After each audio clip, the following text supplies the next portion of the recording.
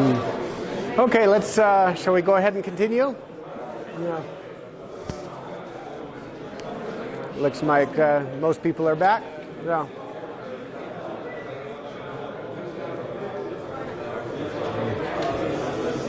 Okay, so we're talking about different classes of, more specifically about different classes of threats. So let's first look at the, in some sense, least technical and most human-centric one, social engineering. So, and many people, many cybersecurity experts believe that this is, you know, really the one biggest and most commonly exploited class of threats. The ones that tends to give hackers the most advantage, which is basically the human vulnerabilities, being able to psychologically manipulate people into doing things that benefit the attacker, right? And there's many forms of this. One very common example being spear phishing. So what is spear phishing? It's basically sending carefully crafted emails that try to, that maybe look like they're coming from the victim's boss or the victim's system administrator or a trusted friend or something like that, saying, all manner of things, such as, hey, I've lost my access and I have this emergency. I've got a report due at midnight and the IT department isn't, can't reach the IT department. Can you help me, give me access through your account just until tomorrow, there's a whole collection of different tricks to try to kind of get people either to disclose their credentials or to take some action that gives the attacker more access or leverage. Of course, there's also straightforward coercion, right? Bribe someone or coerce someone. Say, hey, if you don't give, do this thing that I want you to do, give me access to, or give me that data that I want. Well, we'll encrypt all your files and delete all your files, or do something worse, right? And then I mentioned watering holes, and these are basically just traps set up to try to trick anybody who falls into it. They're maybe not specific to a particular person, but they might be tailored to look like a particular website, a particular corporate page, or a particular login page to try to trick anyone who might happen by and be tricked into using it. And then there's baiting techniques, ways to try to make it more likely that someone will fall into a watering hole.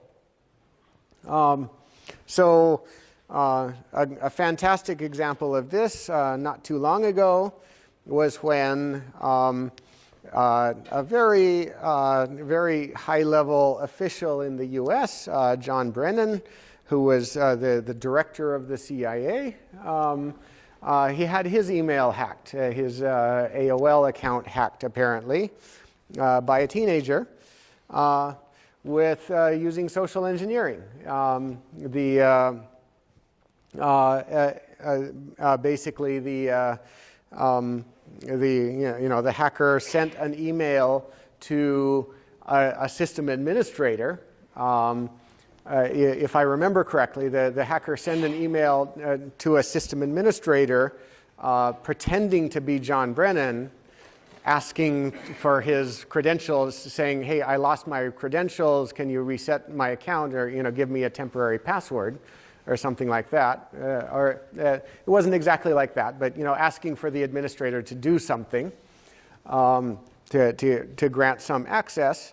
And the administrator even was kind of doing his job. He was a bit suspicious. He wondered, is this really coming from Director John Brennan? He sent the real John Brennan an email asking, hey, I got this request. Is it from you? Is it legit? And John Brennan, typed an answer. He said, and he thought he was typing, this is not legit, or this is not, I don't remember the name, but he forgot to type the word not. He knew it was not from him, but one typo, a one-word typo, basically went back to the administrator, and the administrator said, oh, okay, I guess, that's John Brennan after all, we'll do this, and then he got his account hacked, right? And so that's social engineering at its most impressive.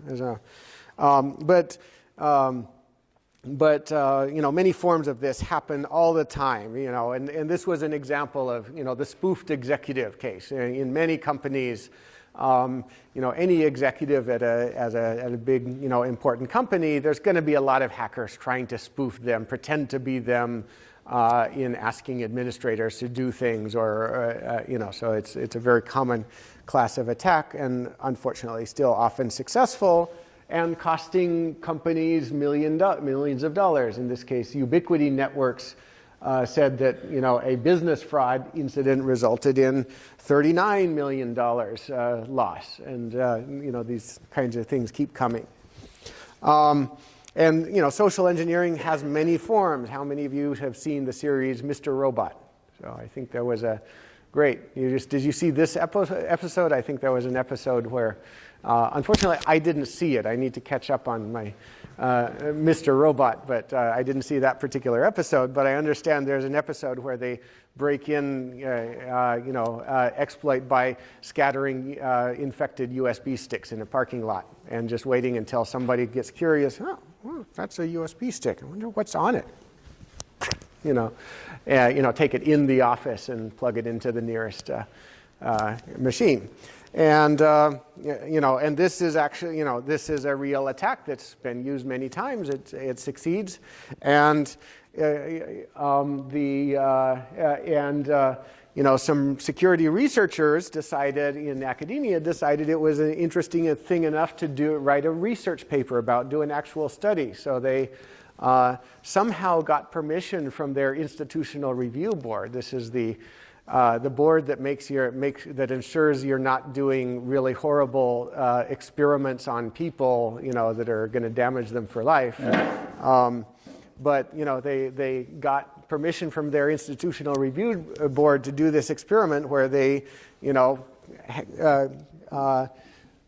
scattered 297 flash drives in parking lots and across the university campus. Fortunately, not infected by real malware, but with a website on it, that if the user actually opened it, it would go to the website and they would know it had been opened, and so that they could get statistics on how many of these flash drives people actually plugged in and from where and when and stuff like that. And it turned out that depending on the location. They estimated the success rate somewhere between, they couldn't get it exactly because of the methodology, because they were trying to be ethical about it and not immediately cause something drastic to happen the moment it was plugged in. But based on their methodology, they estimated somewhere between a 45 and 97% success rate. So but at any rate, close to 50% minimum of the drives were plugged in verifiably, and possibly a lot more. So this, people are curious animals. If you find a USB stick in a parking lot, you want to know what's on it, and it could be anything, and it could be very harmful. But so those are a couple of the many examples of social engineering. Of course. Just as diverse is vulnerabilities in software, ways to exploit software to the attacker's advantage. Now, pretty much all software these days has errors, bugs of different kinds. Maybe many of those bugs probably aren't exploitable, but a surprising number of them are, just accidentally for various reasons.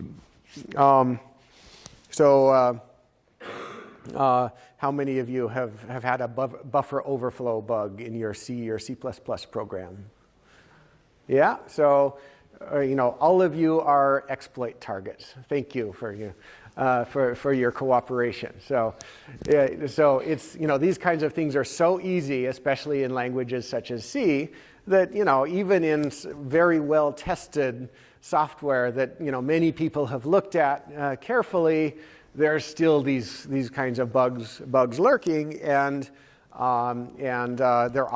often turn out to be exploitable. And maybe not immediately, but in combination with other bugs, often they become exploitable. Of course, some of these types of bugs are easy to fix or prevent. Stop using C, for example, right? Use a programming language people have been saying for years. The time of C and C++ and these languages that that don't manage memory and that just let you walk off the end of an array. We got to stop using them for security reasons, if nothing else. And there are lots of languages now that do check that that you're not walking off the end of the array. Like, I'm sure most of you have used Java, Scala, especially popular here. The Haskell. These are all examples of languages that don't let you walk off the end of the array.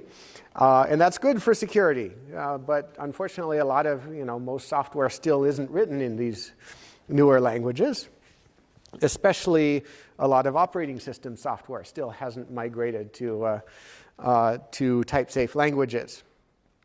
But that's just one of many classes of bugs that can cause problems. Other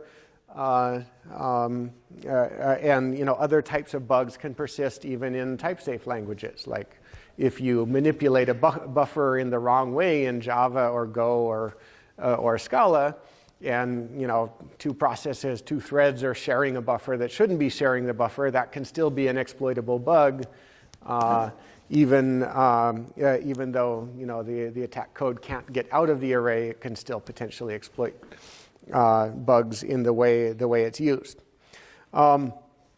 So now many of these, probably the vast majority of these bugs, when they're discovered, are really easy to fix, right? Just change that one line of code, do the obvious thing to fix it like it should have been in the first place, and then the exploit goes away, right?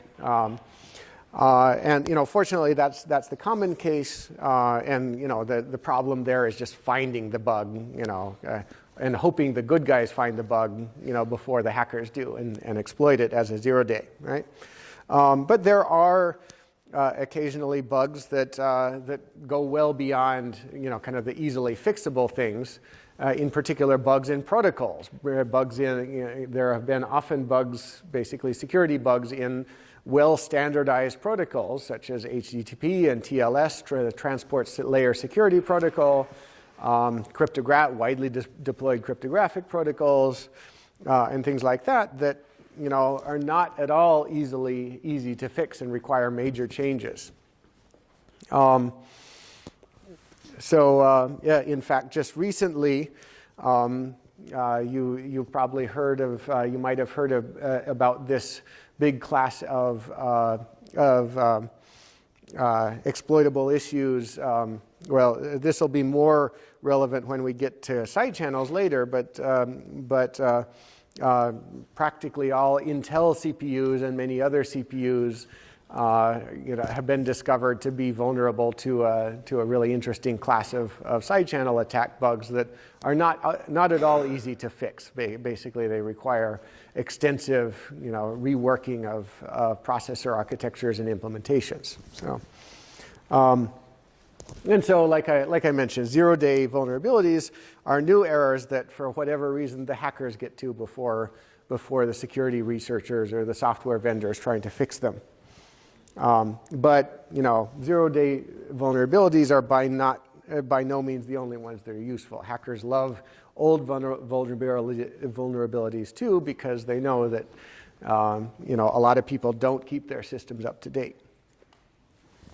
So just some common sources of these vulnerabilities. I mentioned the heap or buffer or stack overflows. The whole class of vulnerabilities that just relies, in languages like C on being able to, walk off the end of something and overwrite something else. And, if you can overwrite the right something else with the right thing, you can flip a bit that, grants you privilege or that causes the kernel to execute the code that you want it to execute in order to take over the kernel, or things like that. Another very super common class of vulnerabilities, which we'll look into a little bit later. You'll actually play with this kind of exploit a little in later sessions, is unvalidated input. We have a lot of scripting languages like Perl and SQL have often accept input strings from a form and then dump the contents of those strings into a $foo, $date, $name variable that gets substituted into what a program does. And if that string coming from a potentially attacker-produced source is not properly quarantined and properly quoted, properly made safe or sanitized, then the attacker can put some funny characters in that causes it to be interpreted as code in the scripting language that's running. So, so this is a very common thing used in SQL, where the right properly crafted string in an input field containing SQL commands can kind of become SQL code that's run on the back end and gives the attacker access to the database or all kinds of interesting access. And then there's a lot of slightly more subtle types of vulnerabilities, such as race conditions, when multiple threads or multiple processes might be doing something at the same time, concurrently, like one process, creates a file and then changes its permissions to what the permissions are supposed to be. But then between the two events, if an attacker gets in, in another process gets in at exactly the right moment, after the file has been created, but before its permissions have been set correctly, and does something else, moves the file to a different place or changes it into a symlink to something else, right? Then the permission change can can affect a different file than what it was supposed to affect, right? And so there's a lot of exploits that use race conditions. Now those are often somewhat hard to exploit, but often attackers have time. They can keep trying. If you can try millions of times, then one of those you only need to succeed once, right? Many exploits relate to uses of files and permissions and ownerships or locations. And then there's side channel leakage, accidental information leakage through channels of secret information through unexpected channels of many kinds. And we'll look at examples in a minute. And then just things like weaknesses of access control. It's there's a lot of cases where like a website or the logic of a website is is supposed to check the user's access at particular points, and that just requires a one-line call to some function to perform this access check and make sure the user is allowed to do this or to view this thing, and if not, throw an exception or something. Well, it's really easy to forget just one of those access checks in one of the many, one of the 50 or 100 places it should be, and then a hacker who can find that one place. If I do exactly this and this and this, I can exercise that one path where they forgot to do the access check and just kind of walk in through the front door that way, right? So just a couple examples. One of the big uses of buffer of just classic buffer overflow vulnerabilities from a few years ago that affected Cisco is called the ASA-IKE buffer overflow vulnerability. I don't remember the details what that stood for, but this was a big, pretty embarrassing vulnerability for Cisco, in part because it was at a very low level of the system. So this was related to the fragmentation, fragmenting and defragmenting packets, which happens all the time everywhere. And so if you have a vulnerability in this level of the protocol, then it's very often possible for an attacker to craft a packet that creates a kind of an immediately successful exploit that kind of immediately takes control without needing any other bugs and without requiring user interaction. So this kind of thing can be used to create worms and not just viruses that propagate with user interaction. And I mentioned SQL injection bugs are hugely common, and so common that one person set up a specifically a website called the SQL Injection Hall of Shame. Not sure if it's still there, but it's just a whole list of some of the most impressive and most shameful SQL injection vulnerabilities. So, and there's been a lot of no need to try to read the fine print, but there's been a lot of different security organizations try to analyze, well, what are the most common classes of vulnerabilities and specific vulnerabilities, and no need to absorb the whole thing, but right up at the top is injection, like SQL injection, injecting code through a form that's not properly valid and ends up getting executed in a scripting language. Then number 2 is broken authentication and session management, like we just forgot to check access somewhere to that the user had access and the hacker walked right in the front door, right? So these are like the most common things, are also in some sense the most stupid, like why are these still happening, right? But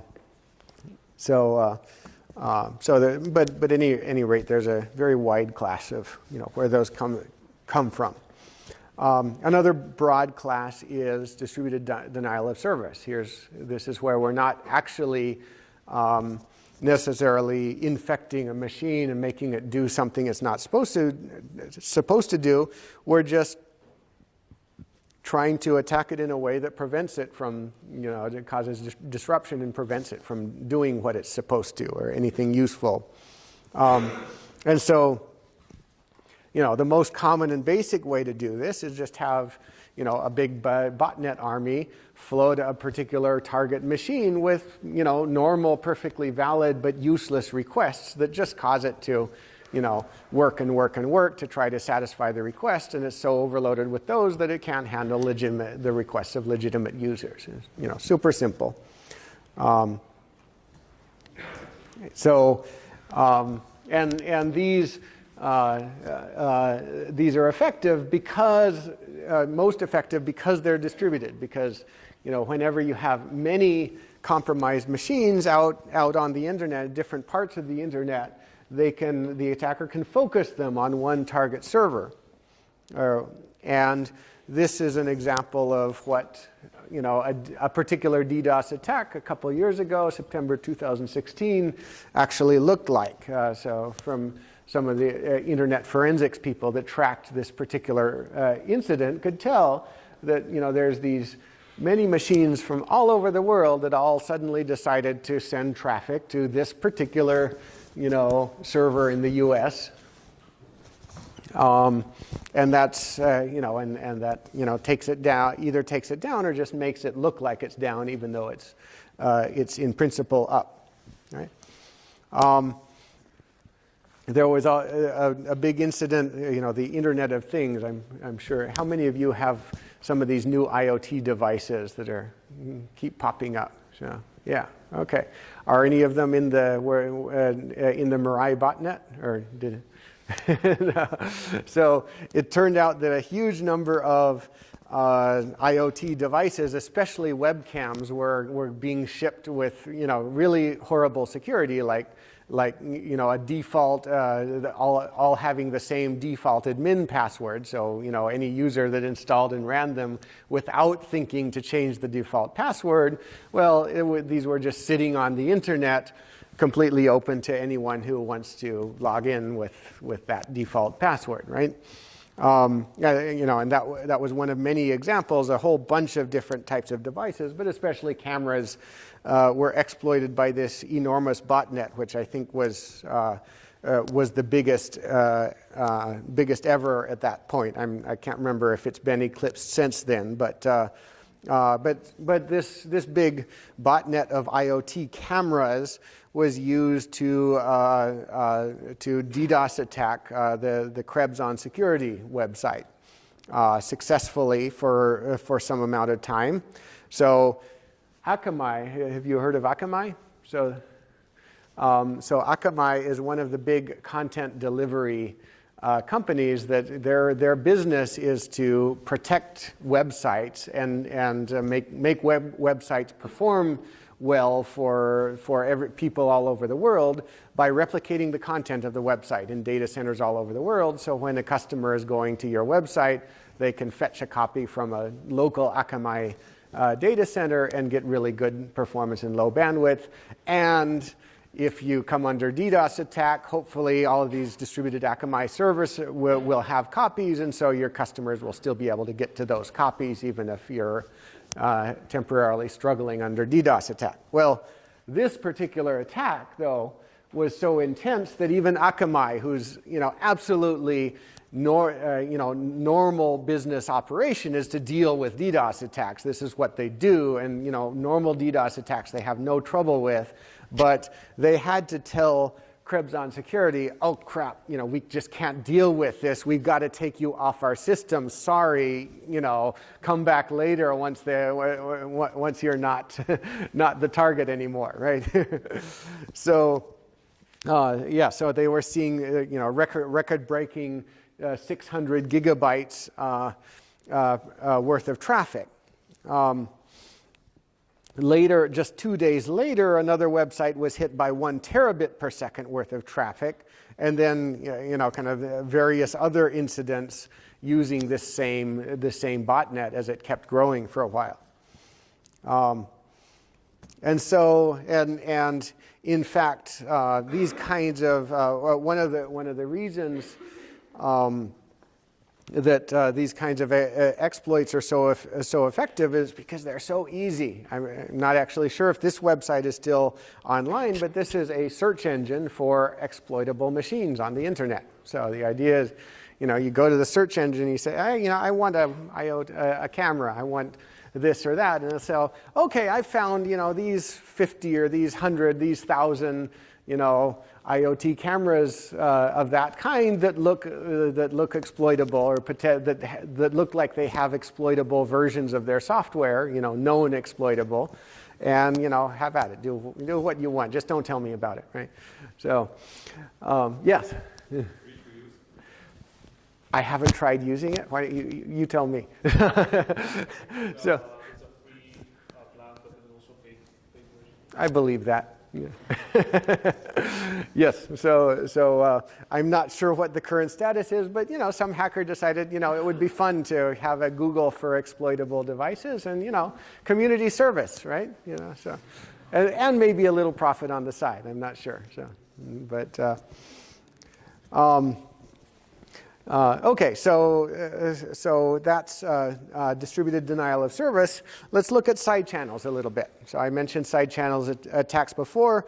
Side channel attacks are basically attacks that extract information that's private or secret and potentially useful to an attacker based on the physical or temporal properties of implementations of code or devices.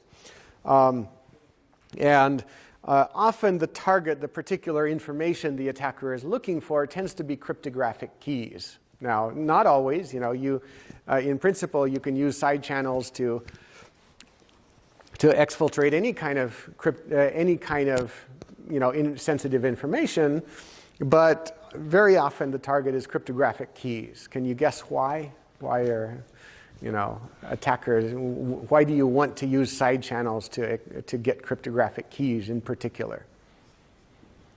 To decrypt the traffic.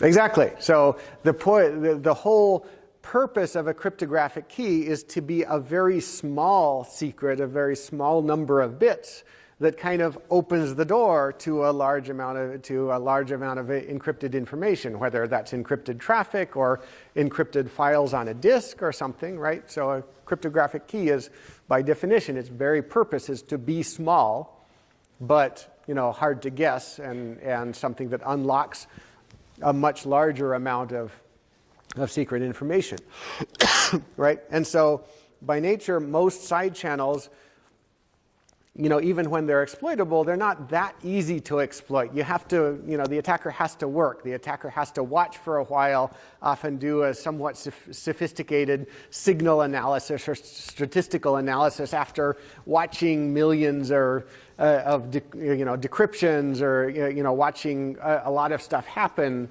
And then, analyzing timing or power or electromagnetic waves emanating from a machine or something like that. And this never kind of immediately reveals, kind of bit for bit, oh, here's the secret. Instead, you have to do a lot of analysis to reveal each bit.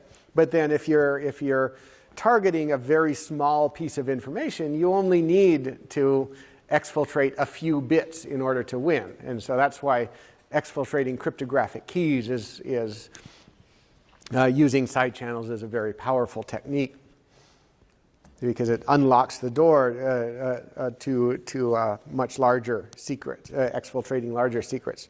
And so these kinds of side channel attacks have been known for decades, actually. Way before this 2003 paper, actually, the Defense Department in the U.S. and other defense departments were long concerned with this and worried about building systems that were hardened against side channels.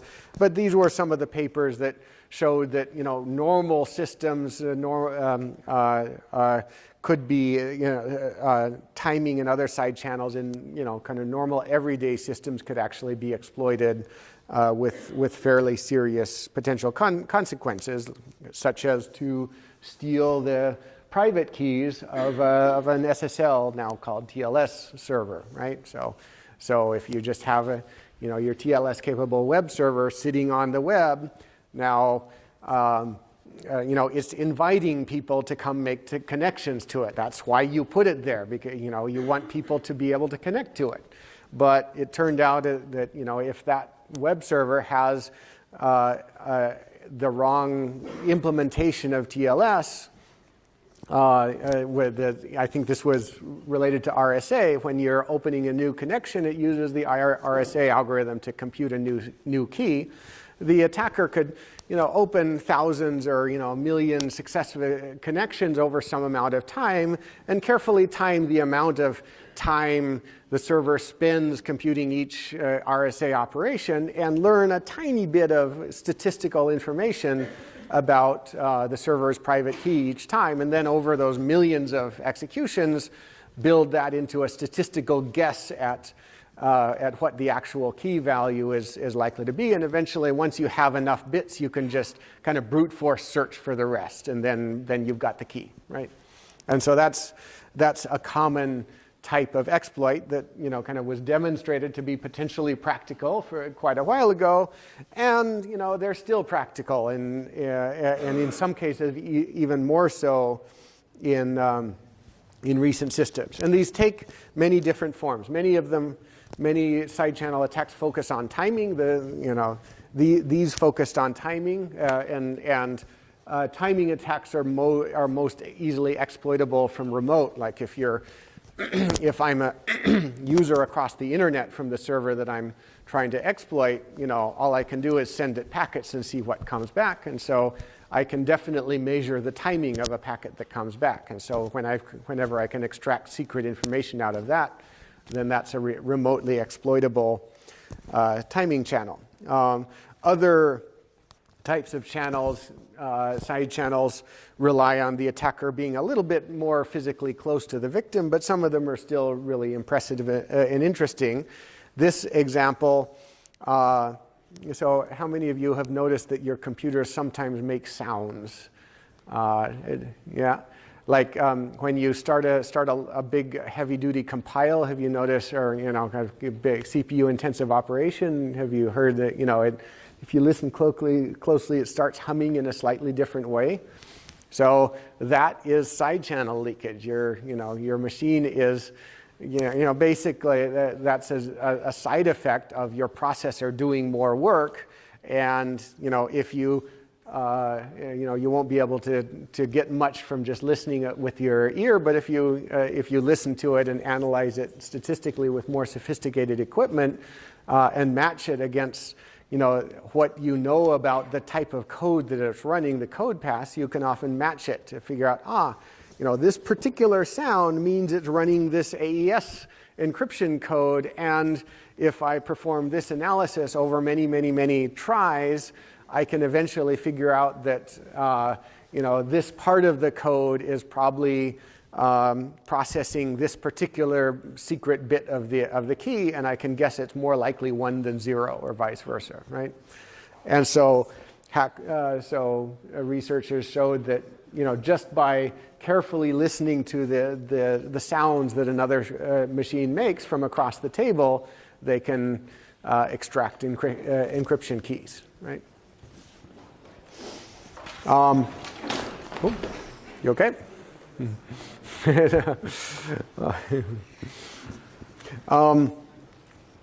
So one of the recent very impressive classes of attack was rowhammer. How many of you have heard of rowhammer?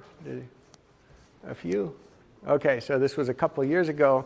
But so this is a side channel exploit against DRAM, against random access memory that's in all of our machines.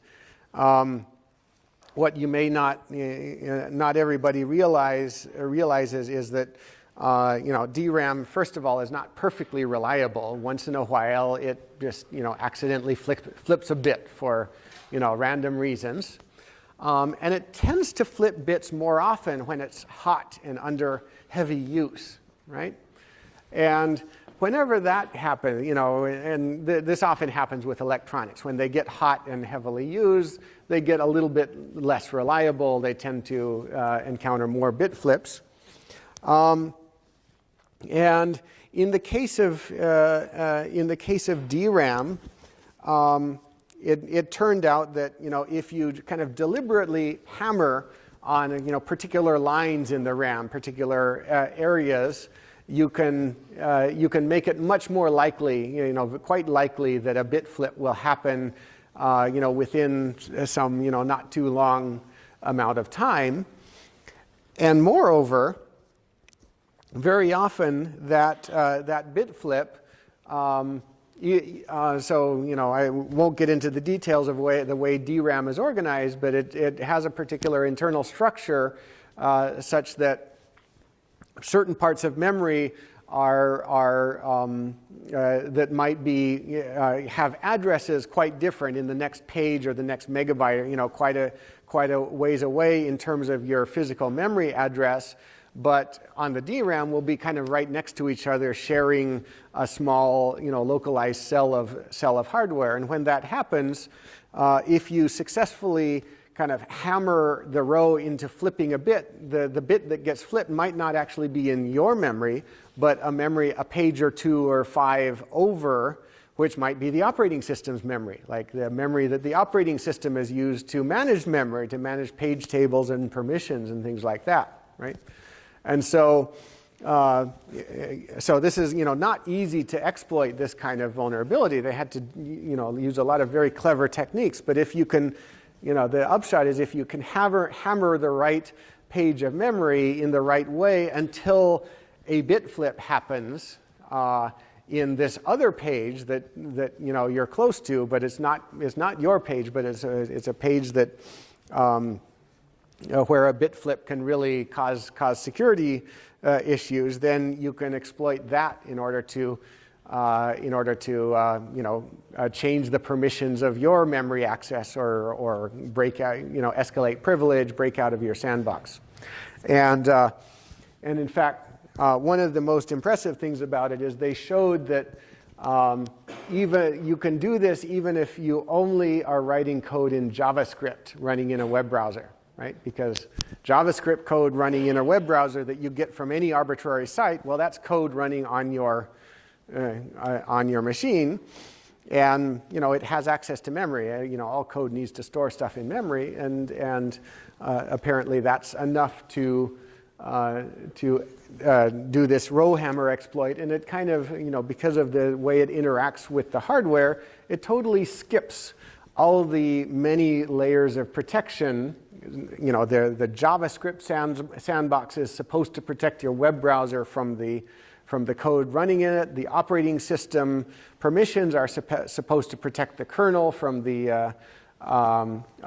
any application, including the web browser, and so on. There's several barriers that are supposed to be protecting, but because this side channel attack is basically going directly to the hardware and exploiting the properties of the hardware, it's kind of, when it's successful, it completely skips all those layers of protection. Yeah. But can the targets of the bits be controlled? So that's where. Not directly, but that's where the extremely clever, techniques. You have to get into the details and read the paper. And I'm not even thoroughly familiar with the details of how they figured out. You don't control, by default, the bit that you flip, but they use additional techniques. For example, they hammer a row, they don't, and they guess that they have probably flipped a bit, but they don't know which one yet. But then they use some other technique to try to infer, well, did we flip the bit we want yet? Find through another side channel, be able to test quietly whether you flipped the bit you want or not. And if you didn't, you just keep trying, in another place until, So a lot of these attacks require many, many tries and multiple side channels of different kinds, or multiple instances of the side channel to be able to kind of compare, triangulate, figure out, well, when you actually flip the bit you wanted to flip, and even to get enough information to know which bit you wanted to flip, you often have to do some different things. So this is really not easy to exploit, this kind of thing, but with the right collection of techniques and often just a lot of processing and a lot of trials, they showed that you can actually do this. So, make sense? Yeah. Okay. So those are examples of side channel attacks. So finally, let's just look at malicious software or malware, and these can be distributed.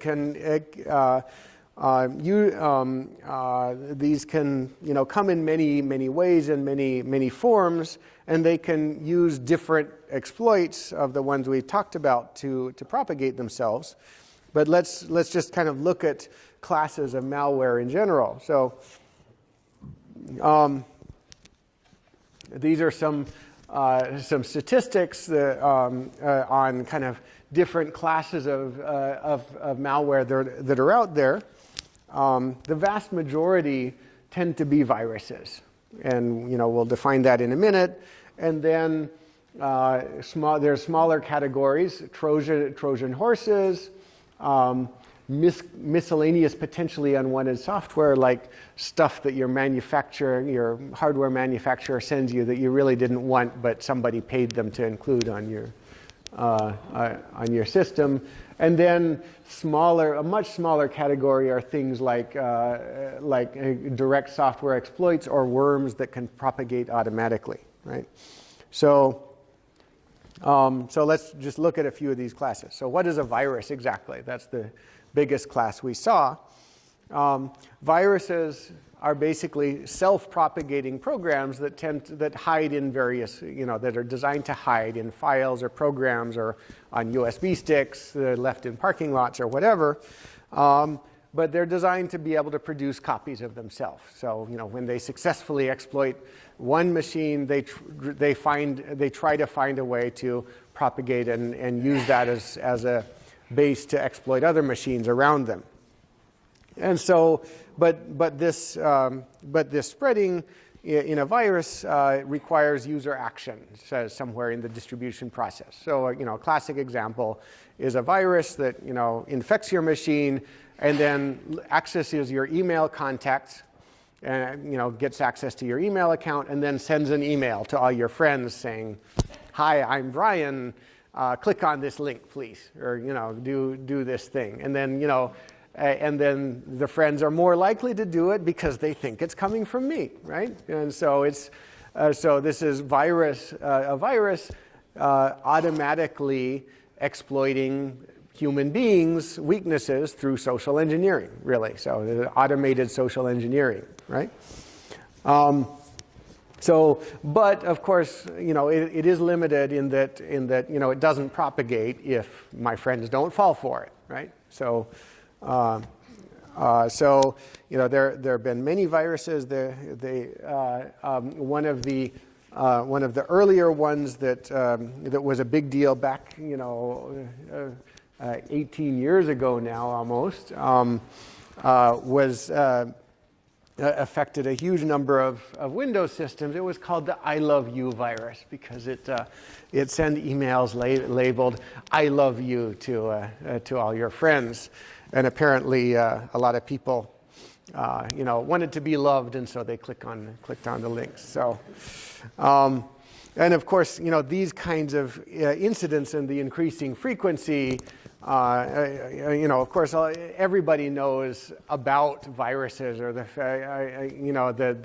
there is a risk of viruses, and fortunately the awareness has been increasing that we should be careful about clicking links and stuff like that.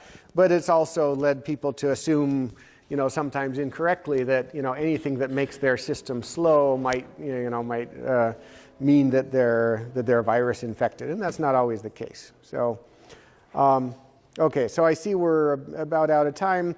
I'll just briefly say, so worms are like viruses in that they spread by themselves, but they don't require user interaction. So they're harder to make, but more effective and more dangerous in that way. So the first worm was created by actually a colleague that I know very well. Was my co-advisor at MIT for my PhD, but he did it not with any malicious intent, but he just wanted to map the internet, and he found this Unix vulnerability that made it easy to kind of propagate, created this program that would propagate itself to other programs. But he made one mistake, kind of in, other than deciding to do this, he accidentally failed to prevent the program from infecting a computer multiple times. And so it's kind of spread and spread and spread and, kind of explosively put more and more copies on each system and basically took down the whole internet and all the machines that were on it for a while. And so this, this was a big aha moment in security history. So anyway, and there have been many other worms. Trojans are well, well, let's see. So yeah, maybe we don't have to go through all of these.